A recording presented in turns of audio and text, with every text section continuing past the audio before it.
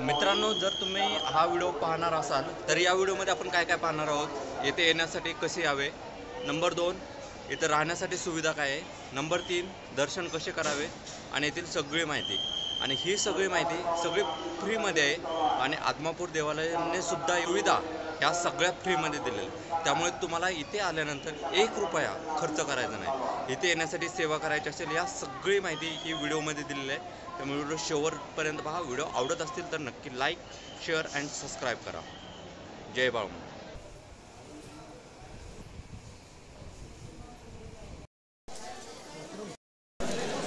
जय बाळूमामा. सकाळचे म्हणजे आता 5 वाजत आलेले आहेत, म्हणजे 4:45 वाजत आले. आता आरती होणार आहे. दिवसाचं नियोजन कसं असतं ते तुम्हाला एक व्यवस्थित दाखवतो. आपण म्हणजे 3 वाजताच्या दरम्यान उठलो. त्याच्यानंतर आंघोळ वगैरे आपण तिकडं शौचालय वगैरे आहे तिकडे जाऊन फ्रीमध्ये आंघोळ केली. आज अमावस्या वगैरे असल्यामुळे खूप भयानक गर्दी आहे. आता आपण आरती करू पहिल्यांदा आणि मग त्याच्यानंतर बघू. हे म्हणजे अशी पूर्णपणे गर्दी आहे. इथं उभा राहायला पण जागा नाही. आता आज अमावस्यामुळे तर गर्दी बेमाप आहे. इथे आपल्याला पूजेचं साहित्य वगैरे सर्व काही पाहायला भेटते.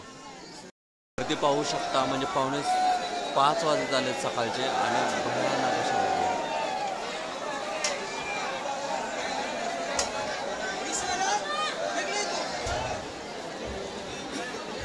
आरती झाल्यानंतर म्हणजे हे जो भक्त निवास आहे ना, तिथे 8 दिवसापासून सगळे भक्तजण राहत होते.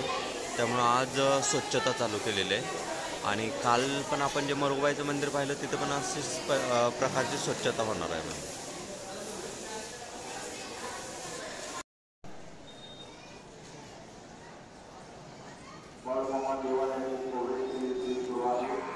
तर जो हा भक्त निवास आहे ना, इथं पूर्णपणे अन्नदान आहे ना हे मोफत केलं जातं आणि लाखो भाविक या अन्नाचा प्रसाद घेत असतात.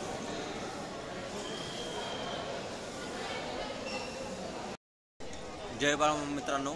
तर आज सकाळी आपण पाहिले की 5:30 वाजता पण आरती घेतली. अमावस्यानिमित्त खूप सारी गर्दी आहे.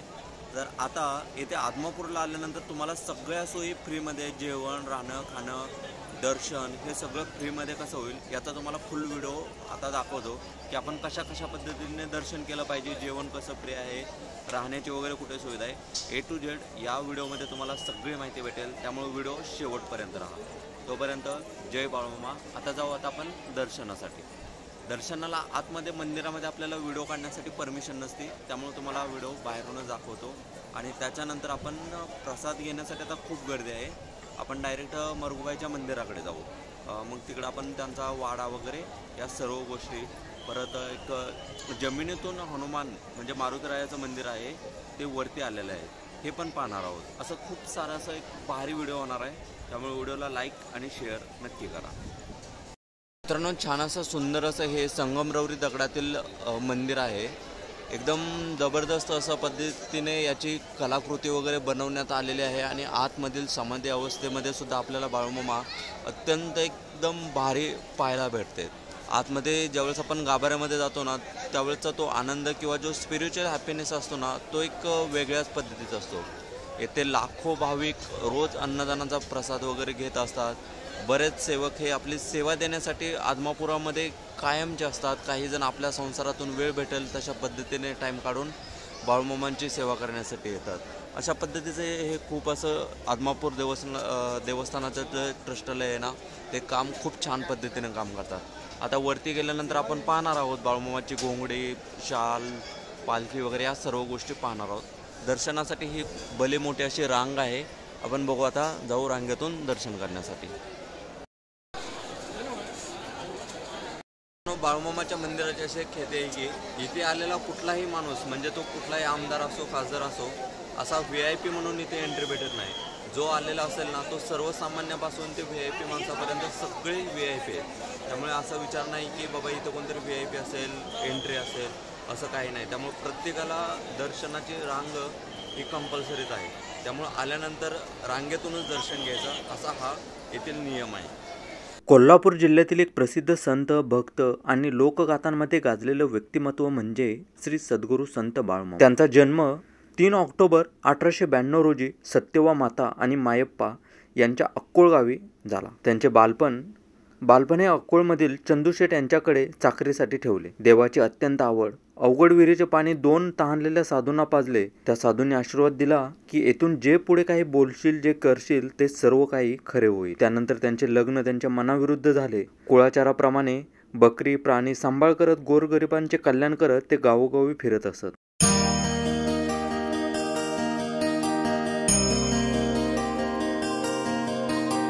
तर आता इथलं दर्शन झालंय. आता इथून आपण वरती मारुती मंदिराचा पाटील वाडा म्हणजे जो वाडा आहे ना तो आणि मरुबाईचं मंदिरचं दर्शन घेण्यासाठी आपण आता वरती जाणार आहोत. तर आता वरती जाऊ आपण.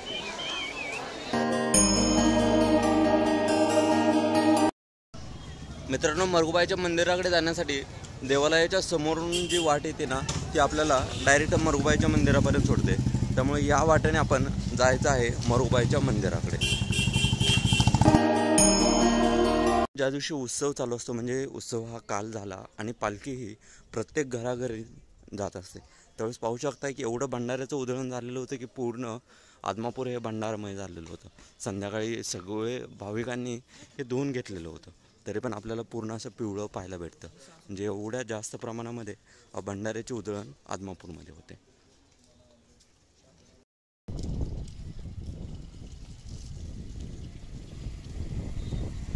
मित्रांनो, सध्या मरुबाईच्या मंदिराजवळ आलेलो आहे. इथं म्हणजे की ज्यावेळेस बाळूमामा होते त्यावेळेस त्यांना शेळ्या मेंढ्यांची खूप एवढी आवड होती की प्रचंड आवड होती. त्यामुळे त्यांनी शेळ्या मेंढ्याची राखण आणि जनतेचे कल्याण याच्यामध्येच आपलं आयुष्य पूर्णपणे समर्पित केलं. तर त्यांचा जन्म अक्कोळ गावामध्ये झाला होता. पण ते आदमापूरमध्ये कसे आले याबद्दल मी तुम्हाला एक छोटासा किस्सा सांगणार आहे.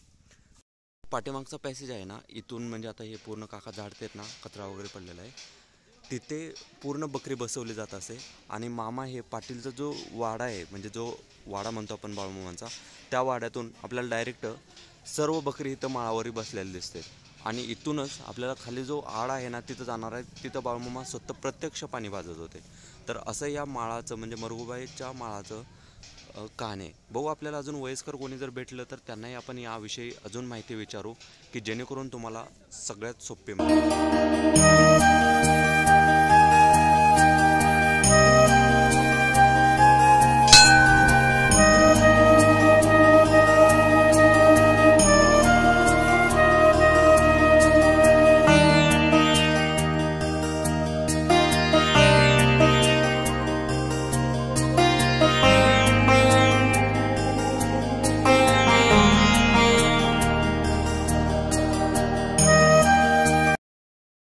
हा मरुबाईचा माळा आहे ना त्याच्यावरती बाळूमामाची बकरी बसत असतात. आणि आपल्याला इथे पुढेच बाळूमामाचा तळ पाहायला भेटतात. म्हणजे मरुबाईच्या पाठीमागे बाळूमामाचा हा जो मेन पालखी म्हणजे त्यांच्यासोबतचे जे सवंगडी असतात ते आपल्याला इथे असतात. त्यामुळे इथे एक छोटंसं मंदिर उभारण्यात आलेलं आहे.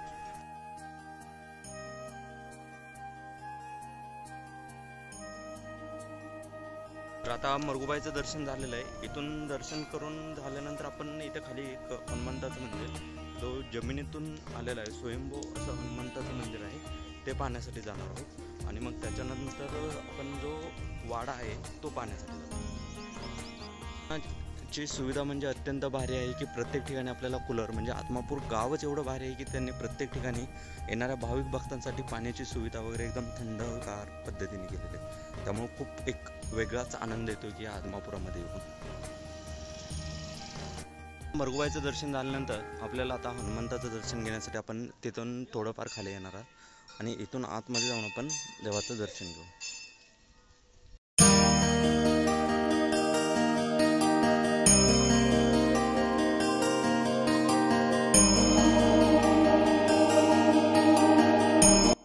मित्रांनो, आपण मरुबाईच्या देवीचं दर्शन करून आल्यानंतर आपल्याला तुम्हाला जे स्वयंभू हनुमानाचं मंदिर म्हटलं होतं ना की त्याबद्दल तुम्हाला एक येथील प्रॉपर जे स्थानिक आहेत ना त्यांच्याकडून आपण जाणून घेणार आहोत.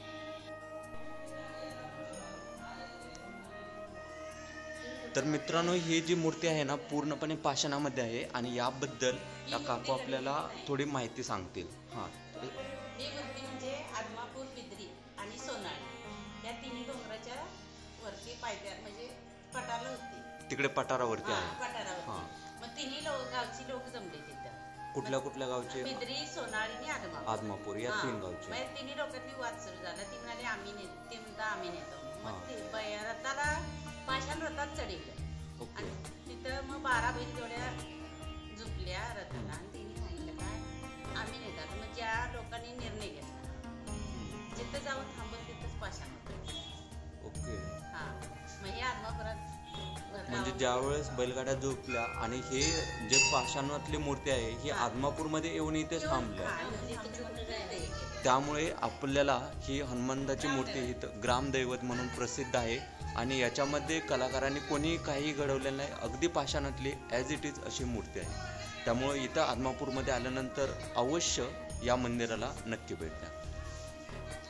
पद्धतीचा हा स्वयंभू हनुमंताची कहाणी आहे. एकदम भारी काकीने समजवून सांगितली आणि त्या काकी इथलाच प्रॉपर होत्या, त्यामुळे आपल्याला सगळं काही माहिती झालं. म्हणजे मूर्ती कशी आली, स्थापना कशी झाली आणि त्या स्थापनेचा मान वगैरे काय कसं आहे. इथून पुढंच आपल्याला थोड्या ह्याच्यामध्ये आपल्याला बाळूमामाचा वाडा पाहिला. मी पुढे पाहत आहात ना, तो आहे बाळूमामाचा वाडा. जे इथले भोसले होते म्हणजे पाटील होते ना, की त्यांना बाळूमामाने फक्त शब्द दिला की मला इथे एक हवं आहे म्हणजे जमीन वगैरे, त्यावेळेस त्यांच्यासाठी हा प्रसिद्ध असा खूप छान वाडा बांधलेला आहे. आणि आपल्याला वरती जे देवळी दिसत आहेत ना, बघा झूम करून दाखवतो थोडं, की त्याच्यामधून आपल्याला बाळूमामांची मरगुबाईच्या मंदिरावरची जे बकरी होते ना बसलेली, ती प्रत्यक्ष पाहता येत होते. नंतर हा आहे बाळूमामांचा वाडा. आता सध्या काही कारणास्तव बंद आहे वाटतं, पण इथे आपल्याला बाळूमामाची पालखी, घोंगडी, चप्पल या सर्व वस्तू जतन करून ठेवण्यात आलेल्या आहेत. आणि वरती आपल्याला जी देवळी दिसत आहे ना, तिथून बाळूमामा म्हणजे जे मरगुबाईचं मंदिर होतं की तिथे माळावरती बाळूमामाची बकरी बसलेली असत, ते इथून पूर्णपणे दिसत असत. असा हा खूप मोठा असा वाडा आहे, पूर्ण पाठीमागं पाहू शकता. पण आता काही कारणाने बंद केलेला आहे. काहीतरी कारण असेल, आपल्याला काय त्याबद्दल माहिती नाही म्हणा. पण इथं आपल्याला जर आले ना तुम्ही आदमापूरमध्ये, तर या वाड्याला अवश्य भेट द्या. कारण की इथे त्यांचं राहणं जे शेवटचे काही वर्ष दिवस होते ना, त्यांनी इथे व्यतीत केलेले आहेत. त्यामुळे इथं आल्यानंतर त्यांचा राहिलेला अनुभव हा आपल्याला अनुभवायला भेटतो. म्हणजे त्यामुळे खूप असा छान असा हा पण वाडा आहे. त्यामुळे इथे आल्यानंतर या वाड्याला अवश्य एकदा भेट द्या. बाळूमामाने भाकणुकीमध्ये एकदा सांगितलं होतं की बाळू धनगराचा वाडा पाहण्यासाठी लोक जगभरातून येतील. मित्रांनो, आज मी म्हणजे ज्या भक्तनिवासामध्ये राहत होतो तिथे असं समजलं की परभणी, नांदेड, वाशिम या ठिकाणाहून म्हणजे इतक्या दूरवरून लोक बाळूमामाच्या सोहळ्यासाठी आलेले होते. वाड्यावरती एक तुमच्या नशिबाप्रमाणे आहे. वाड्याचं म्हणजे आतमधून काम वगैरे चालू आहे, त्यामुळे वाडा कधी चालू असतो कधी बंद असतो. त्यामुळे ते तुमच्यावरती डिपेंड आहे की तुम्ही कधी येताय आणि कुठल्या दिवशी येताय. काल फक्त पालखी होती त्यामुळे थोडा वेळ उघडण्यात आलेला होता, त्याच्यानंतर परत बंद केलेला आहे. कारण की जे वास्तू आहे त्याचं जतन करून पण ठेवणं तेवढंच गरजेचं आहे. त्यामुळं आता सध्या बंद आहे, पण आल्यानंतर इथले जे त्यांच्या वस्तू आहेत ते पाहण्याचा आनंद तुम्ही नक्की घ्या.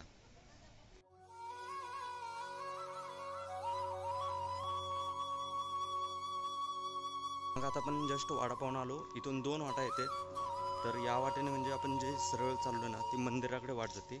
आणि वाडा पाहून आल्यानंतर आपण खाली आड जो आहे ना, तो आड पाहण्यासाठी म्हणजे जिथे पालखी सोहळा समाप्त होतो, म्हणजे ज्यावेळेस पूर्ण गावामधून पालखीची मिरवणूक होते, घरोघरी पालखी जाते आणि शेवटी जो एंड आहे तो तिथं आडावरती केला जातो. पूजा आरती वगैरे तिथे केली जाते. अशा या आडावरती पण आपण जाणार आहोत. आपल्याला मंदिराचा समोरचा एरिया पाहायला भेटतो आणि इथूनच आपण खाली आडाकडे जाणार आहोत. तर चला जाऊ. गर्दी आज अमावस्या असल्यामुळे प्रत्येक अमावस्याला ही गर्दी जास्त प्रमाणात आपल्याला पाहायलाच भेटते. हा वरून गेलेला हायवे आहे. हायवेच्या नजदीकच असल्यामुळे आपल्याला येण्या जाण्याची ट्रान्सपोर्टची अजिबात तकलीफ होत नाही. खाली आल्यानंतर आपल्याला जो आड म्हटलं होतं ना, तो या पाय वाटेने आपण गेल्यानंतर आपण आडापर्यंत पोहोचतो.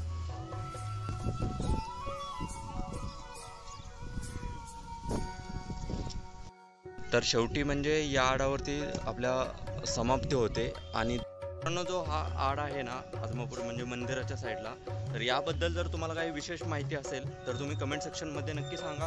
आपण त्याच्यावरती व्हिडिओ बनवू, कारण की व्हिडिओ बनवण्याचा एकच उद्देश असतो की प्रत्येक माणसाला हे आपलं दैवत असो किंवा कुठलाही देव असो किंवा जे काय आपण पाहतो याबद्दलली रिअलमध्ये सगळी माहिती असणं गरजेचं आहे. आज आपल्याला स्वयंभू हनुमंताच्या मंदिराची पण माहिती समजते, म्हणजे असं नवीन काहीतरी आणि जे खरं आहे ते तुमच्यापर्यंत पोहोचवण्याचा प्रयत्न करत असतो.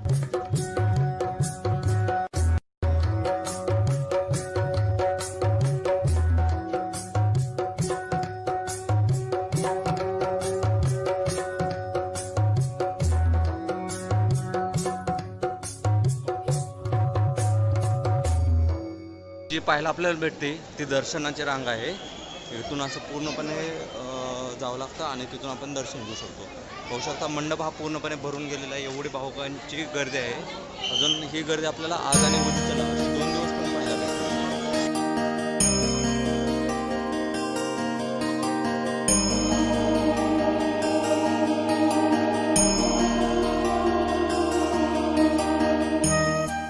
तर आता जायचं आहे प्रसाद घ्यायला, म्हणजे इथं ताटं वगैरे ठेवले जातात आणि इथून ताटं घ्यायचे आणि नंबर लावून जायचं. चला, ताट धुवून घ्यायचं, कारण इथं अन्नछत्राकडे जाण्यासाठी आपल्याला स्वतःची थाळी स्वतः धुवून घ्यायची आणि इथून नंबर. आज अमावस्या वगैरे असल्यामुळे जास्त गर्दी आपल्याला पाहायला भेटते, नाहीतर इतरत्र दिवशी हे आपल्याला पटकन नंबर भेटतो. आणि जेवण हे अगदी मोफतमध्ये आहे, त्यामुळे प्रसाद आल्यानंतर इथे प्रसाद कंपल्सरी घेऊन जातच जातं. चला आता जाऊ आपण. रांग खूप लांब आहे. प्रत्येक अमावस्याला महाप्रसाद हा खूप मोठ्या प्रमाणावरती केला जातो, त्यामुळे सकाळपासून हा संध्याकाळपर्यंत महाप्रसाद एकदम फ्रीमध्ये असतो. त्यामुळे त्या महाप्रसादाचा आनंद घेताना ते नास्तूच होईल असं काही कुठल्या गोष्टी करू नका. पाहू शकता म्हणजे सगळे भक्तगण महाप्रसादाचा लाभ घेत आहेत. त्यामुळे आता लोक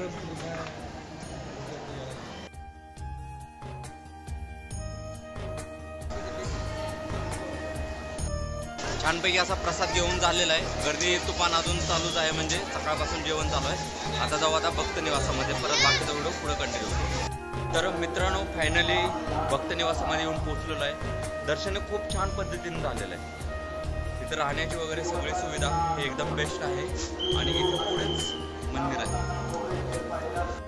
मित्रांनो, अशा पद्धतीचा हा महाप्रसाद घेऊन आलो. लाखो भाविक महाप्रसाद घेत आहेत आणि खूप छान पद्धतीचं स्वादिष्ट असा महाप्रसाद होता. आणि आता येऊन पोहोचलो आता भक्त निवासामध्ये, कारण की इथे आपण थांबणार आहोत. आणि पाठीमागे आपलं पाहू शकता एवढं उन्हामध्ये सुद्धा खूप गर्दी आहे. तर अशा पद्धतीचे आदमापूरचे बाळूमामा यांची माहिती पाहिली आपण सगळ्या, म्हणजे आड बघितला, पाटील वाडा तेवढा पाहिला नाही, तो आपण नेक्स्ट टाइम ज्यावेळेस चालू होईल त्यावेळेस पाहू. पण बाकीचं अजून आपल्याला म्हणजे मेथके, गारगोटी असे खूप सारे आपल्याला पाहण्यासाठी पॉईंट आहेत. जर कमेंट सेक्शनमध्ये तुम्ही कमेंट केल्या तर आपण तिकडेही जाऊ, त्यामुळे कमेंट सेक्शनमध्ये नक्की करा. तोपर्यंत काळजी घ्या, मस्तपैकी राहा. आपल्या सर्व फॉलोअर्सना बाळूमामाचा आशीर्वाद लाभो हीच बाळूमामाच्या चरणी प्रार्थना. जय बाळूमामा.